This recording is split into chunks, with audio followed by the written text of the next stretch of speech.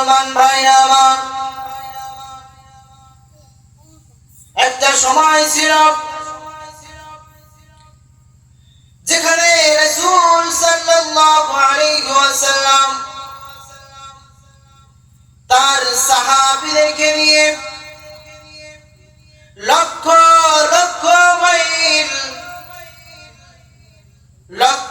লক্ষ মাইল দূরে সফর করে এই কালেমার দাওয়াত পৌঁছে দিয়েছিলাম। আপনি আমি যে ইসলামের উপর রয়েছি, আজকে যে স্বাধীনভাবে নামাজ আদায় করি, স্বাধীনভাবে রোজা রাখি, একটা সময় ছিল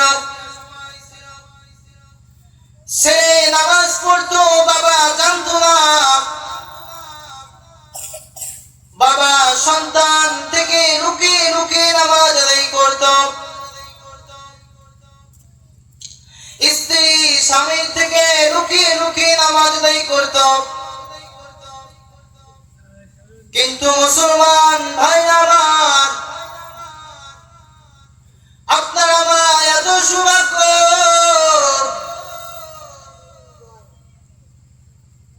আপনার আমার সন্তান থেকে এড়িয়ে রোজা রাখা লাগে না, স্ত্রী থেকে এড়িয়ে নামাজ পড়া লাগে না। এত সুন্দর একটা জামানা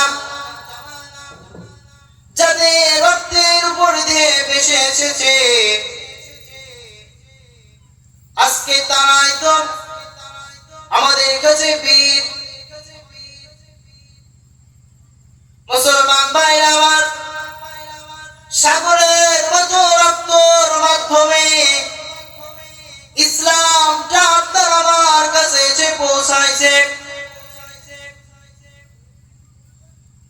কতলের পরে কতল, অন্যায় অবিচার নির্যাতন, এত কষ্ট করে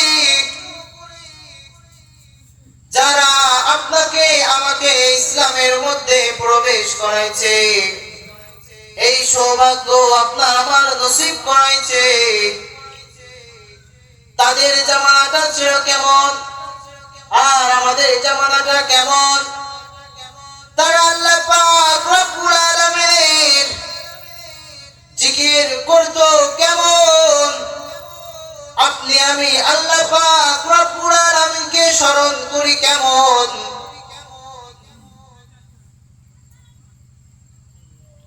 হযরত ওমর ফারুক রাদিয়াল্লাহু তাআলা আনহু, হযরত হুযায়ফা রাদিয়াল্লাহু তাআলা আনহুকে বলে, ও হুযায়ফা, ইসলামের পক্ষে বাতিলের বিপক্ষে রোমানদের বিরুদ্ধে যুদ্ধ করা লাগবে। হযরত ওমর ফারুক রাদিয়াল্লাহু তাআলা আনহু হযরত হুযায়ফা রাদিয়াল্লাহু তাআলা আনহুর কাছে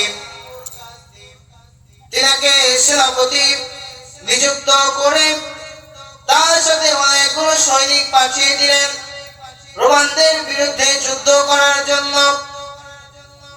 হযরত হুযায়ফা তার সৈনিক নিয়ে রোমানদের বিরুদ্ধে যুদ্ধ করার জন্য অগ্রসর হলেন।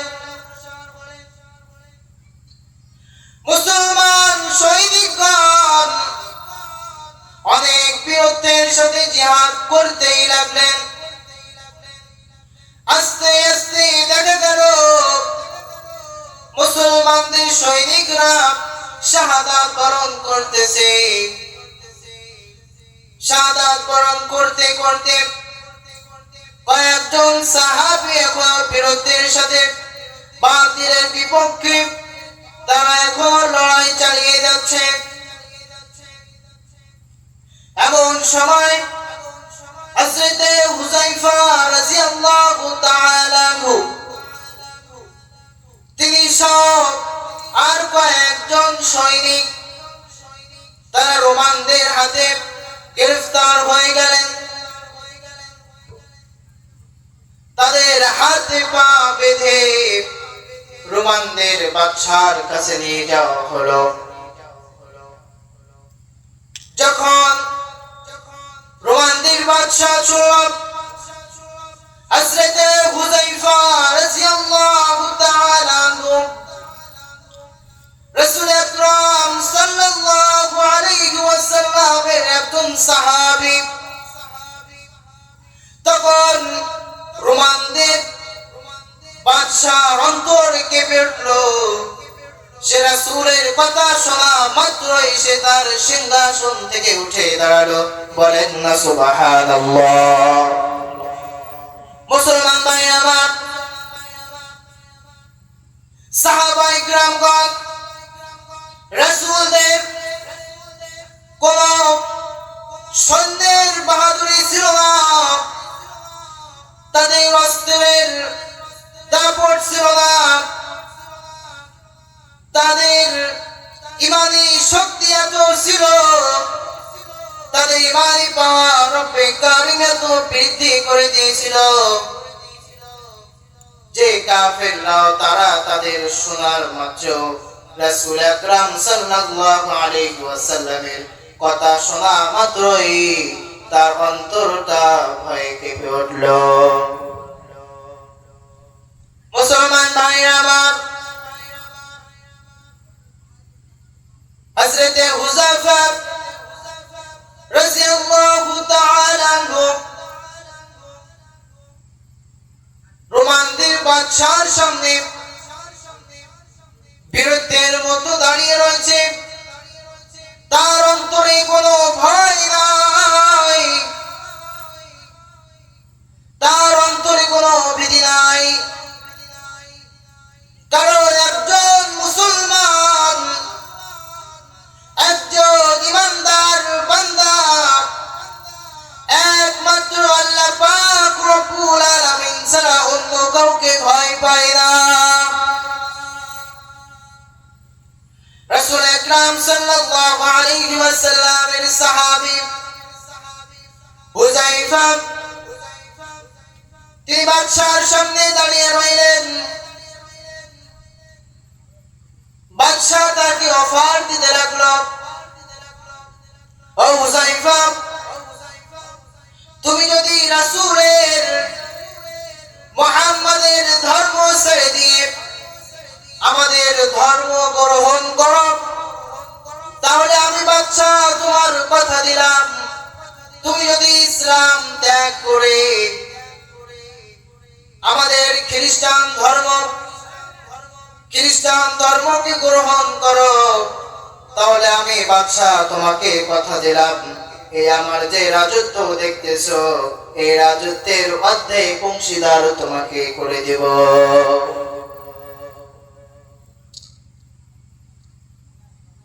কিন্তু হযরত হুযায়ফা রাদিয়াল্লাহু তাআলা আনহু তার অন্তরে দুনিয়ার মহব্বত ছিল না, তার অন্তরে জানের মহব্বত ছিল না, তার অন্তরে টাকা পয়সা ধন সম্পদ কিছুরই লোভ ছিল না, তার অন্তরে একমাত্র ছিল আল্লাহ পাক রব্বুল আলামিনের ভয় আর ইসলামের মহব্বত, রাসূলের মহব্বত। এজন্য হযরত হুযায়ফা রাদিয়াল্লাহু তাআলা আনহু সেই অফারকে প্রত্যাখ্যান করে দিল। তিনি বাদশার সামনে জোর কণ্ঠে বলে উঠল, ও জালেম বাদশা, শুনে রাখো, তুমি তোমার রাজত্বের অর্ধেক নাই, তুমি তোমার রাজত্বের পুরাই অংশীদার যদি আমাকে করে দাও, আমি হুযায়ফা ইসলাম ছাড়ব না, রাসূলের দরবার ছাড়ব না, আমি হুযায়ফা যে কালিমা কালিমা কোনদিন ছাড়বো না। সুবহানাল্লাহ। মুসলমান ভাই আমার, দুনিয়ার মধ্যে লক্ষ্য করলে আপনি দেখতে পাবেন দুনিয়ার মোহাব্বত, দুনিয়ার লোভ লালসা, দুনিয়ার ভালোবাসা আপনার আমার অন্তরে, দুনিয়ার মানুষের অন্তরে এমন ভাবে জায়গা করে দিয়েছে। আজকে আশপাশ খোঁজ নিয়ে দেখেন, অনেক মুসলিম রয়েছে যারা টাকার লোভে পড়ে, যারা অর্থ সম্পদ জায়গা জমির লোভে পড়ে তারা ইসলাম ধর্মকে ত্যাগ করে খ্রিস্টান হয়ে যাচ্ছে। নাউজুবিল্লাহ।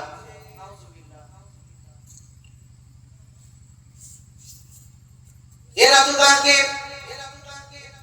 দুনিয়ার মালিক বানাইতে চায় নাই, এরা তো তাকে রাজত্ব দিতে চায় নাই। সামান্য কিছু টাকার লোভে তারা ইসলাম ছেড়ে দিয়ে তারা খ্রিস্টান হয়ে গেল। ও মুসলমান ভাইরা আমার, আজকে আপনি আমি কোন দুনিয়ার মোহে পড়ে আছি? আজকে আপনি আমি কোন দুনিয়ার মহব্বতে ডুবে আছি? এই অর্থ সম্পদ টাকা পয়সা আপনার আমার সঙ্গে যাইবে না। টাকা পয়সা দুনিয়ার জিনিস, দুনিয়ায় থেকে যাবে। এই জন্য কবি বলে, আমল সে জিंदगी बनती है, जन्नत भी जहन्नम भी, एक खाके अपने फितरत में लनूरी है लदारी। मुसलमान भाई আমার, कवि बोले अमोल से जिंदगी बनती है, আপনার আমার জিন্দগিটা টাকা পয়সা দিয়ে, অর্থ সম্পদ জায়গা জমি দিয়ে হয় না, হবে না।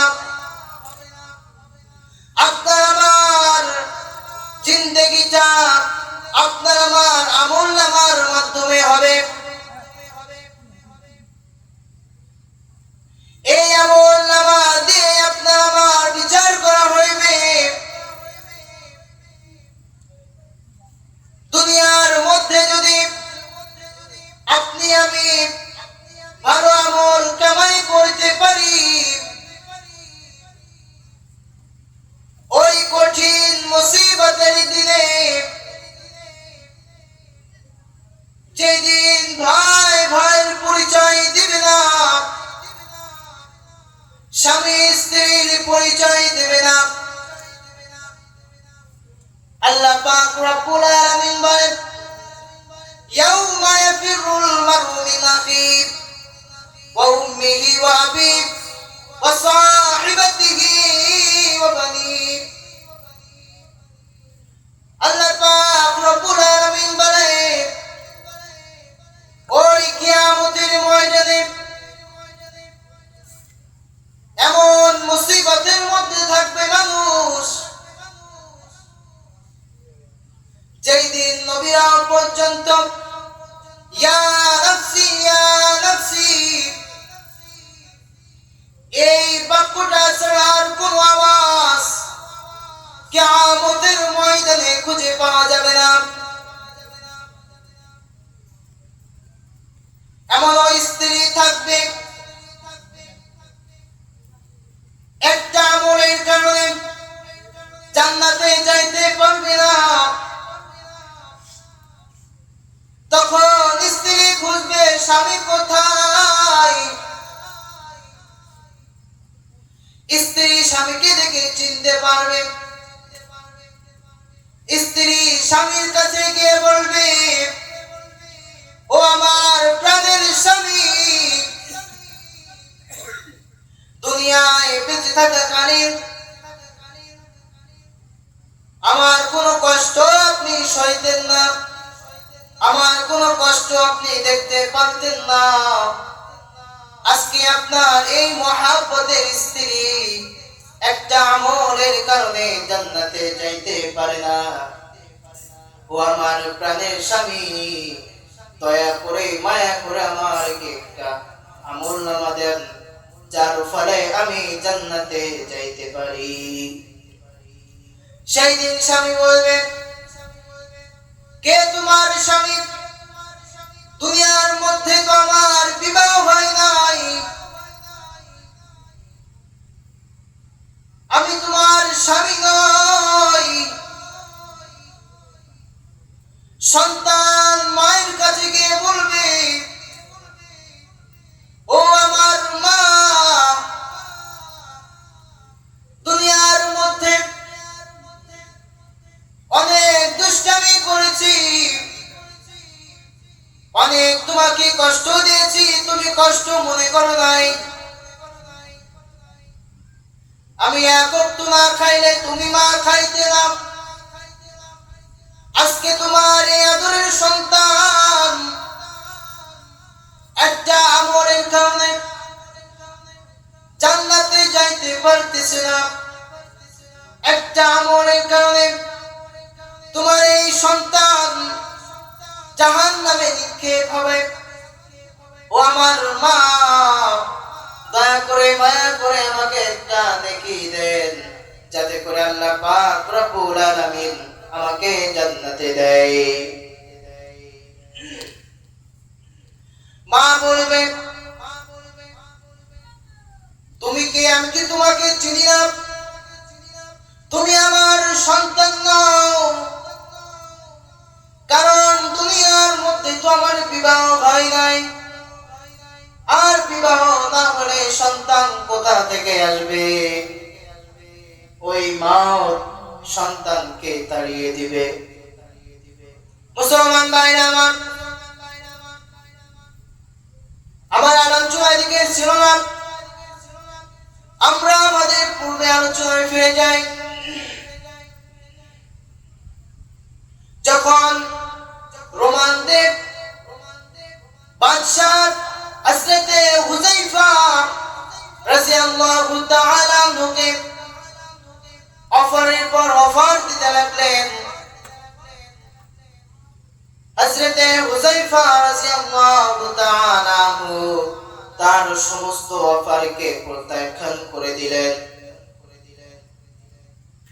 যখন হযরত হুযায়ফা বাদশাহর কোন প্রস্তাবে রাজি হলো না, তখন বাদশাহ আদেশ করল তার প্রহরীদেরকে, প্রহরীরা এদেরকে গ্রেফতার করে জেলখানায় বন্দী করে রাখো। তাদেরকে বন্দী করে রাখা হলো। কয়েকদিন পর আবার তাদেরকে বাদশার সামনে হাজির করা হলো। বাদশা আবার পূর্বের সেই প্রস্তাবগুলো দিতে লাগলেন। পূর্বের মতোই হযরত হুযায়ফা রাদিয়াল্লাহু তাআলা আনহু বাদশার সমস্ত প্রস্তাবকে প্রত্যাখ্যান করে দিলেন। বাদশা রাগান্বিত হয়ে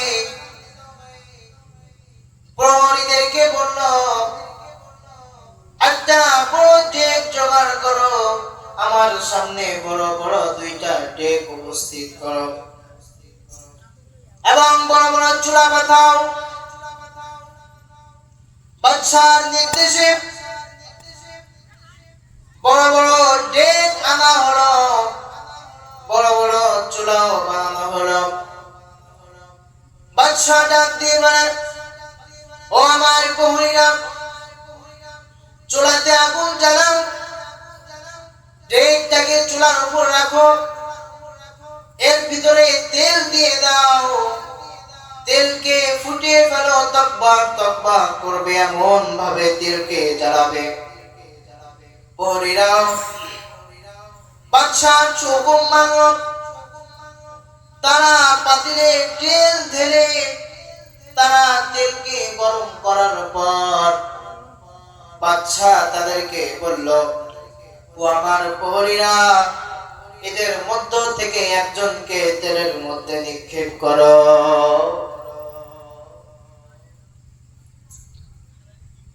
এক বিশাল ইমানি পরীক্ষা চলতেছে।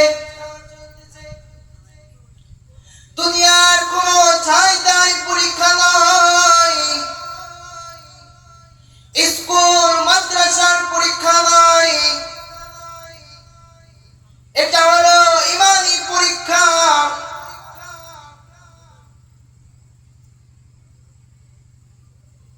বাদশাহর আদেশে তাদের মধ্য থেকে একজনকে গরম তেলের মতো নিক্ষেপ করা হলো। আর দুইজন দাঁড়িয়ে দাঁড়িয়ে দেখতেছে। কিছুক্ষণের মধ্যেই ওই ব্যক্তিটাই তেলের মধ্যে মিশে গেল। তার আর কোনো নিশানা নাই, গরম তেলের মধ্যে ভেজে গেল। এরপরে বাদশা আবার তাদেরকে এই অফার দিতে লাগলো। কিন্তু হযরতে হুযায়ফা রাদিয়াল্লাহু তাআলা আনহু বীরত্বের সাথে বাদশার সামনে দাঁড়িয়ে বাদশার সকল প্রস্তাবকে প্রত্যাখ্যান করে দিল। যখন দ্বিতীয়বার আবার তার প্রস্তাবকে প্রত্যাখ্যান করে দিল, তৃতীয় জনকে আবার ওই তেলের মধ্যে নিক্ষেপ করা হলো। দ্বিতীয় ব্যক্তিও ইসলামের জন্য শহীদ হয়ে গেলেন। এরপরে হুযায়ফাকে আবার প্রস্তাব দেওয়া হলো, তিনি আবারও তার প্রস্তাবকে প্রত্যাখ্যান করে দেওয়া হলো। তখন বাদশা উঠে বলেন, ও হুযায়ফা,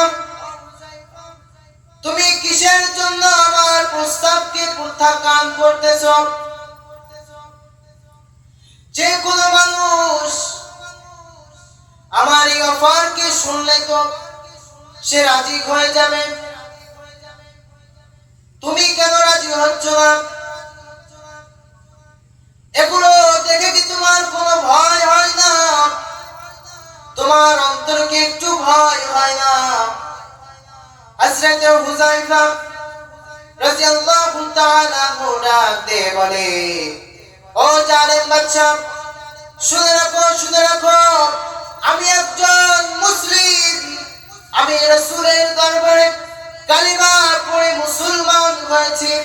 আমি একমাত্র আল্লাহ পাক রব্বুল আলামিনকে ছাড়া অন্য কাউকে ভয় পাই না।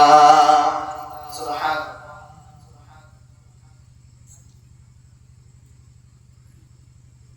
এত কঠিন পরীক্ষার ভিতরে যখন হুযায়ফা রাদিয়াল্লাহু তাআলা আনহুকে বাদশা রাজি করাইতে পারল না, তখন বাদশা ডাক দিয়ে বলে, ও হুযায়ফা, তুমি যদি আমাকে অনুমতি দাও তাহলে আমি বাদশা তোমার কপালে একটা চুমা দিতে চাই।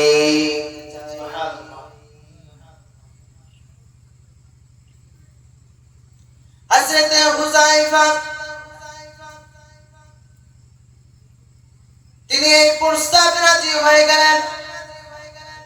বাদশা বলল, তুমি যদি আমাকে চুমা দিতে দাও তাহলে আমি তোমাকে এখান থেকে জীবিত যেতে দেব। আর তুমি এই প্রস্তাবেও যদি রাজি না হও তাহলে তোমাকে এদের মতেও হত্যা করা হবে। হযরত হুযায়ফা তিনি রাজি হয়ে গেলেন। বাদশা তার কপালে একটা চুমা দিল।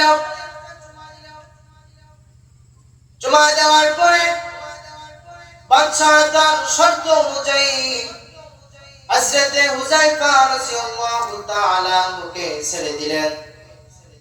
হযরতে হুযায়ফা রাদিয়াল্লাহু তাআলা আনহু ক্লান্ত শরীর নিয়ে তিনি মরুভূমি পাড়ি দিতে দিতে হযরতে ওমর ফারুক রাদিয়াল্লাহু তাআলা আনহুর দরবারে উপস্থিত হলেন।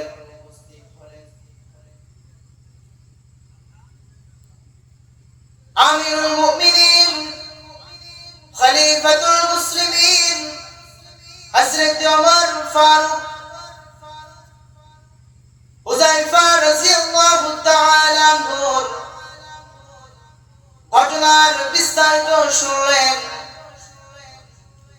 হযরতে হুযায়ফা রাদিয়াল্লাহু তাআলা আনহুর বিস্তারিত শুনে হযরত ওমর ফারুক রাদিয়াল্লাহু তাআলা আনহু এত খুশি হলো, হযরতে হুযায়ফা রাদিয়াল্লাহু তাআলা আনহুকে বললেন, ও হুযায়ফা, তোমার যদি কোনো আপত্তি না থাকে তাহলে আমি খলিফা, আমি ওমর তোমার কপালেও একটা চুমা দিতে চাই। আমিরুল মুমিনিন খলিফাতুল মুসলিমিন হযরত ওমর ফারুক রাদিয়াল্লাহু তাআলা আনহু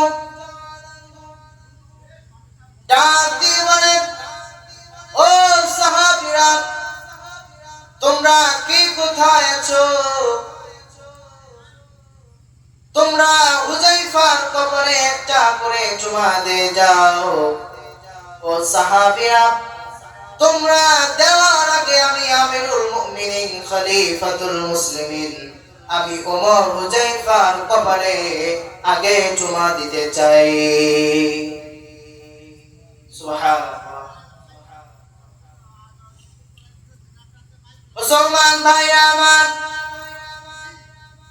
আজকে এই যে আমি কোরআনের কথা বলতেছি, হাদিসের কথা বলতেছি, আপনারা কোরআন হাদিসের কথা শুনতেছেন, এটা এক দুই দিনের মধ্যে আপনার আমার নিকটে পৌঁছায় নাই। ও মুসলমান ভাইরা আমার, লক্ষ লক্ষ মানুষের জীবনের উপর দিয়ে সাগরের মতো রক্তের বন্যা দিয়ে আপনার আমার নিকটে ইসলাম পৌঁছাইছে। লক্ষ কোটি মানুষের প্রাণের কারণে, তাদের জীবন উৎসর্গ করার কারণে আজকে আপনি আমি এই ওয়াজ মাহফিল করার সুযোগ পেয়েছি। মুসলমান ভাইরা আমার, তাদের জামানা কেমন ছিল, আমাদের জামানা কেমন হয়েছে? রাসূল সাল্লাল্লাহু আলাইহি ওয়াসাল্লাম বলেন, খায়রুল কুরুনি সুম্মাল্লাযীনা ইয়ালুনাহুম সুম্মাল্লাযীনা ইয়ালুনাহুম সুম্মাল্লাযীনা ইয়ালুনাহুম। রাসূল আকরাম সাল্লাল্লাহু আলাইহি ওয়াসাল্লাম বলেন, সর্বশ্রেষ্ঠ জামানা আমার জামানা, এরপর সাহাবীদের জামানা, আমার জামানা উত্তম, এরপরের জামানা উত্তম, তারপরের জামানা উত্তম। রাসূল সাল্লাল্লাহু আলাইহি ওয়াসাল্লাম মাত্র তিনটা জামানার কথাই উত্তম বলেছেন। ইতিপূর্বে তিনটা জামানাই তো চলে গেছে, এর মাঝে আরো যে কত জামানা চলে গেছে এর কোনো হিসাব নাই। তাহলে চিন্তা করেন, আপনার আমার জামানা কতটা ভয়াবহ।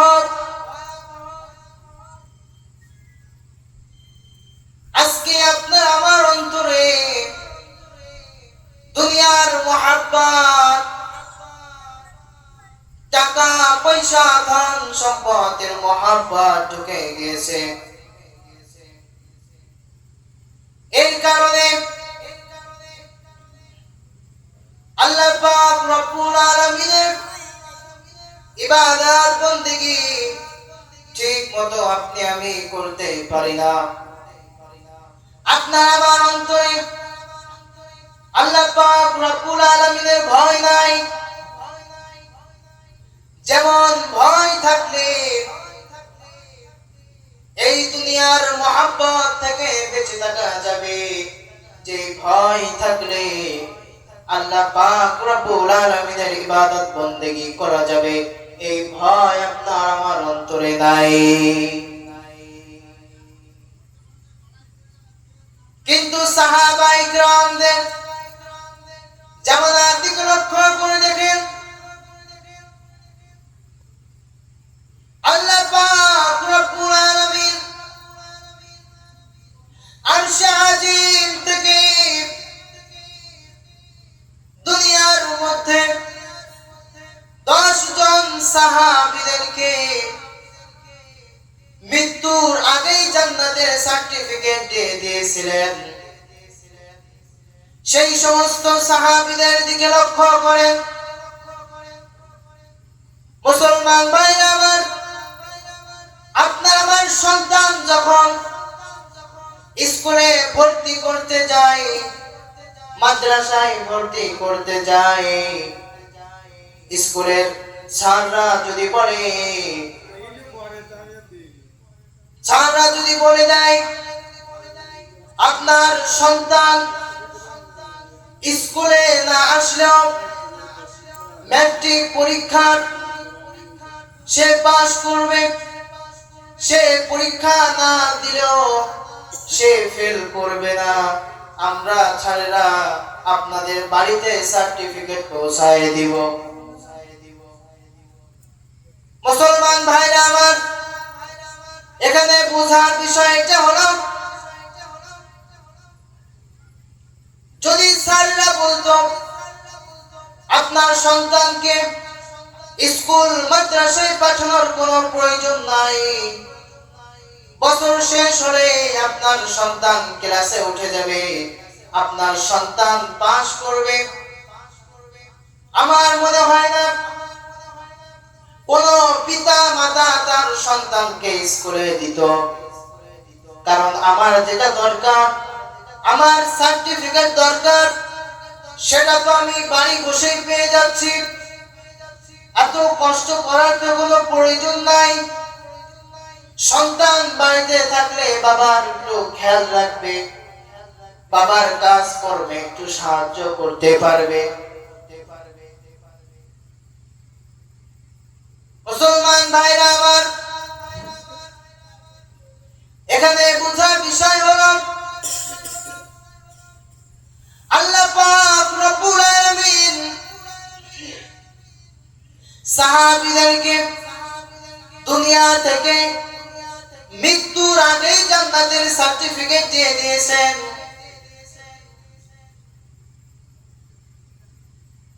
আল্লাহ পাক রব্বুল আলামিন দুনিয়া থেকেই তাদের সার্টিফিকেট দিয়ে দিয়েছেন। কিন্তু ইতিহাস খুঁজলে বোঝা যায় যে সমস্ত সাহাবীদেরকে আল্লাহ পাক রব্বুল আলামিন দুনিয়া থেকে জান্নাতের সার্টিফিকেট দিয়ে দিয়েছে, ওই সমস্ত সাহাবীদেরকে, বিশেষ করে ওই সমস্ত সাহাবীদেরকে তাদের ঘটনা পড়লে, তাদের জীবনের ইতিহাস পড়লে দেখা যায় না যে তারা জান্নাতের সার্টিফিকেট পাওয়ার পরে তারা এক ওয়াক্ত নামাজ কাজা করেছে, একটা রোজা রাখে নাই, আল্লাহ পাক রব্বুল আলামিনকে ভয় করে চলে নাই, আল্লাহ পাক রব্বুল আলামিনের নাফরমানির মধ্যে লিপ্ত হয়েছে, আল্লাহ পাক রব্বুল আলামিনের হুকুম আহকাম গুলো তারা মানে নাই, এমন কোনো ইতিহাস পাওয়া যায় না।